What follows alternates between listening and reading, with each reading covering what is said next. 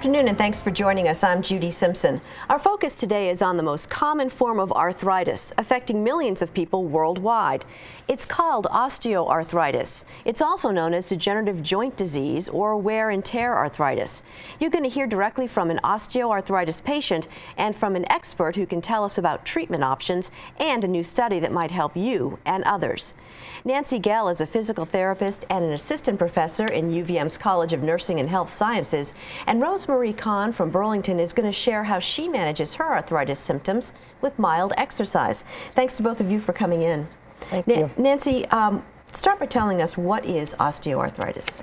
Osteoarthritis is a condition where the cartilage, which is the cushioning in the joint, where the cartilage wears away, and this causes some roughening of the joint surface. And so that's what leads to the symptoms of pain and stiffness that people often feel when they have osteoarthritis. Are there other types of arthritis? There are many types of arthritis. So that's sort of the umbrella term, arthritis, for many conditions such as rheumatoid arthritis or juvenile rheumatoid arthritis. And osteoarthritis is the most common and the one that we see in most people, but there are many kinds. Is arthritis preventable? So there's a genetic component to arthritis, to osteoarthritis, and we can't change that. But there are methods, there are some approaches that we can take to help prevent or minimize the symptoms of arthritis. So the first one is exercise. So keeping fit, maintaining the strength in the muscles that support the joints can help prevent arthritis. Also, weight management. We know that when there's more weight on those joints, like the hips and knees that we call weight-bearing joints, that can add to the wear and tear on the joint. Even a loss of 10 pounds can make the difference in someone's symptoms. So it's not a matter of that it has to be a huge weight loss that people can experience some benefit from. That's terrific. Are there any myths about arthritis? I think there's a lot of myths sometimes for treatments where people try some quote-unquote miracle cures, and there's myths that exercise can make it worse. That's a myth, and we know that actually the opposite is true, that exercise can help prevent arthritis and it can help people manage their symptoms. What treatment options are there available? So the main treatment that we recommend is exercise. So using exercise to maintain the strength of the muscles around the joint, keeping fit, aerobic fitness, so being able to walk, and maintaining the motion of the joint, as well as balance exercises, which many people may not be aware of. All of those can help with managing the symptoms. Well, Rosemary, let's bring you into the conversation. How long has arthritis been a problem for you? Oh, I think maybe about 15 years it started. I didn't really recognize the symptoms, but they progressively became more and more noticeable and painful. And how did it start out? Tell me a little bit about some of the earlier symptoms. Well, I guess I noticed it most in hiking and biking. I love to do both of those activities. And as time went on, it was more and more difficult to do that. And it was very frustrating not to be able to. So with the, finally, the guidance of physical therapist, I was able to strengthen some of the areas around the knee joint that had been giving me so much trouble. And by learning to do exercises, which in the past I hadn't focused on doing properly, I was able to strengthen the knees enough so that I am back on the trails. And I think that's really important, because a lot of times your doctor will say, well, do this and this and this, but it's really up to you to carry it out and keep with the program. Yes, and having the guidance of a physical therapist over, I think it was 3 months' time, I got in the habit of doing the exercises regularly, even though I didn't always want to.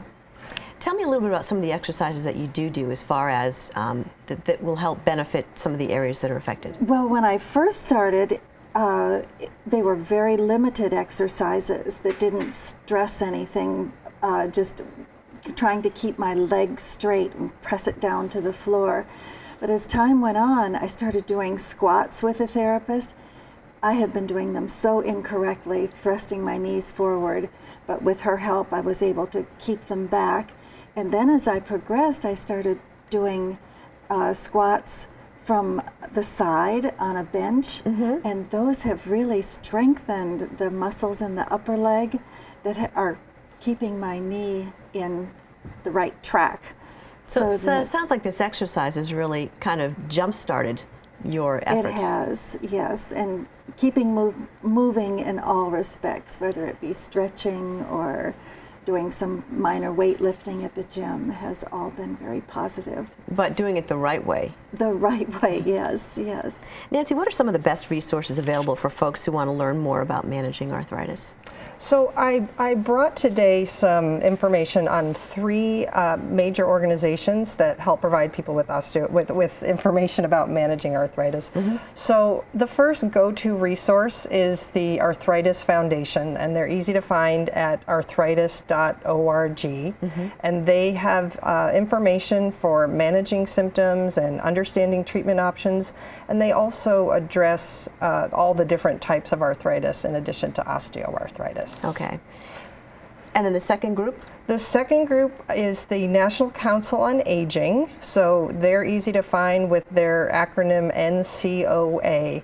And what they've put together is a list of the exercise options that we call evidence-based. So they have the research behind them to show that those exercise programs will help older adults stay strong and keep fit. So I like that list of exercise options on that website. And the third go-to website is the Centers for Disease Control. So that's cdc.org, and search arthritis, and they also have some wonderful resources for understanding how to manage it. Are there any local resources available for Vermonters who are interested in exercise for managing arthritis symptoms?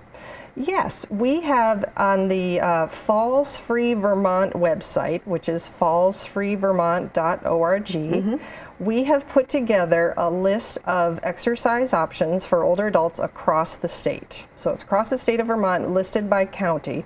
You can go to the website and put your zip code in, and it'll pull up the exercise options in your area, or you can pull them up for your whole county to see what options are available to you for exercise. When should someone think about treatment for osteoarthritis? We recommend that people start as early as possible, because with osteoarthritis, the pain and the stiffness keep people from moving, and that can lead to those secondary problems like weakness and not being able to do the things you want to do, like hiking, and eventually can result in risk for falls. So by addressing the pain and the stiffness early and getting on a strengthening and fitness program, you can help prevent that decline. And now, is exercise something that you do every day, Rosemary? I was. During that 3-month period, I was very, very faithful. Now I maybe do cardio every day for at least 5 days, and the strengthening, the squat kind of things 2 to 3 times a week, which seems to be working. That's terrific. And so you're back doing your regular activities? Yes, yes, I am. And so are there any options to participate in research related to osteoarthritis here in Vermont? There is. I am currently the principal investigator of a study sponsored by the University of Vermont Center on Aging, and we are conducting this study with our clinical partners at D Physical Therapy in Heinsberg, Shelburne, and South Burlington. So this study, we are looking at comparing 2 different methods for giving people the home exercise prescription. As Rosemary mentioned, sometimes it's hard to do the exercise program on your own, and so we are testing 2 different methods to see if we can help people do that home exercise program so that they can have the benefits like Rosemary. And who's eligible? So we're recruiting people age 50 to 75 who have hip or knee osteoarthritis as they are ready to start physical therapy. So people who, like Rosemary, have found that they're not doing the things that they want to be able to do, and they're ready to start that exercise program guided by a physical therapist. And the other criteria are that they have access to a mobile device like a smartphone or a tablet that they would be willing to use if needed in the study. and that they're willing to fill out questionnaires and track their exercise. And so how can someone learn more about the study? So we have a website. We have a website that I've posted here, and anyone can email me at mobilept@med.uvm.edu. I know that's a long one. And my number is 802-656-9265. So I encourage people to call and ask questions if they have questions about arthritis or if they're interested in learning more about the study. What's the timeline of this study? We will be recruiting through the spring, and people who participate it takes about 12 weeks total to participate in the study. And what kind of a time commitment is it for folks who might want to participate? So they receive physical therapy based on what they need, but we have an estimated visits based on what most people need of 1 visit a week for 6 weeks. And then they check back in with the physical therapist after another 6 weeks to make sure that that home exercise program is still on target and meeting their needs. And Rosemary, do you have any advice for folks out there who might be just starting this exercise program and thinking, oh, I really just don't feel like I want to do it? I do, because I wasn't sure when my knees are stiff and I just didn't want to move them. But once I started little by little and just kept with it, it made a huge difference. It's just hard to think that something that's stiff and painful should be moving around, but that's what helps the most in my case. Is that one of the problems that folks think it's just maybe older age and of course my joints are going to be stiffer, and they kind of ignore the symptoms? That's right. They think that it's a natural part of aging, where we know that we can always build strength in our bodies. That's the amazing part about the human body. We can still improve and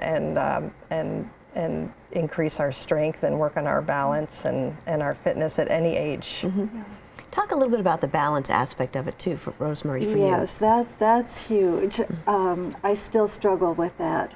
And I notice, I go to a senior exercise class, and I've been in it for 8 years. It's at UVM. And when I first went, when we did the standing on one foot, I thought, why, this isn't even exercise.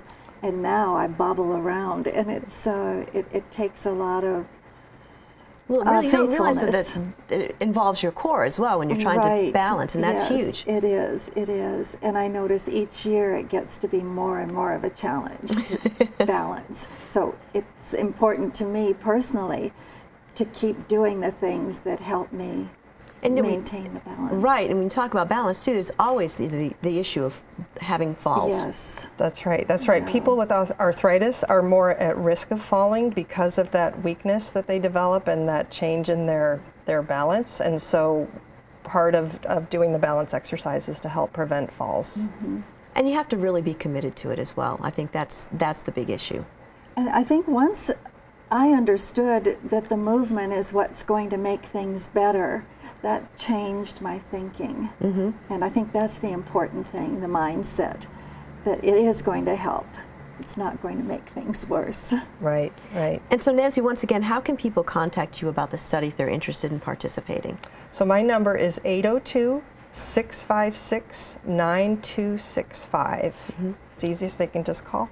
And once again, who's eligible for this study? So people age 50 to 75 who have hip or knee osteoarthritis, who are ready to start physical therapy, and they have access and are willing to use a mobile device if needed for the study. And it's a 12-week commitment, you said? It's 12 weeks. It's about approximately 6 weeks of physical therapy with a follow-up visit at 12 weeks. Well, terrific. Well, I want to thank you both for joining me today and talking about this issue. And you're welcome. Best of luck to you, Rosemary. Keep going. Yes. Thank you very much. That's our program for today. I'm Judy Simpson. We'll see you again next time on Across the Fence.